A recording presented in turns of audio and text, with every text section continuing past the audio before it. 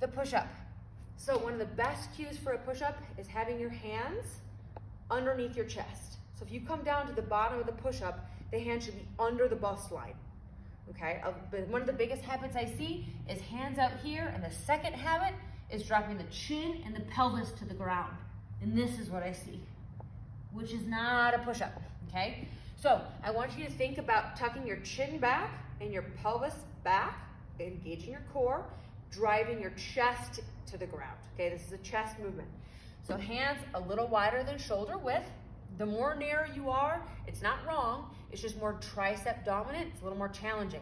Right now, we're gonna keep our hands a little wider than shoulder width, tighten the tummy, tuck your chin back, and I want you to aim your chest to the ground. Notice that my hips and my thighs are not touching the ground, okay? I'm gonna push my chest off the ground, and I'm driving from my stomach. When you get down to the bottom, I want you to pretend that someone has their finger in your belly button, and they're pushing your belly button into the ceiling. That's what your push-up should feel like.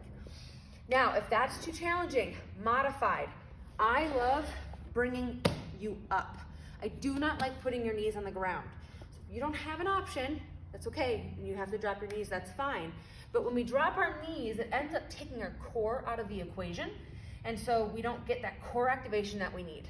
So if you do end up going on your knees, really make sure you're driving your hips in alignment with your shoulders. So don't leave the hips back, because this is something we want to avoid. We want to avoid pushing through our trap. We want to be pushing through our chest and our lats here, down low.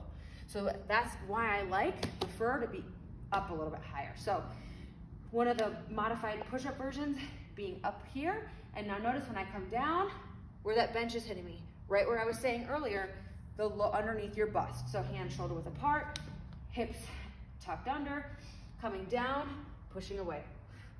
And again, notice my chin. When I'm doing a push-up, I should never have tension in my neck. You should be able to look left and right. If you're holding your head out here, you're asking for neck tension, which is something we want to stay away from.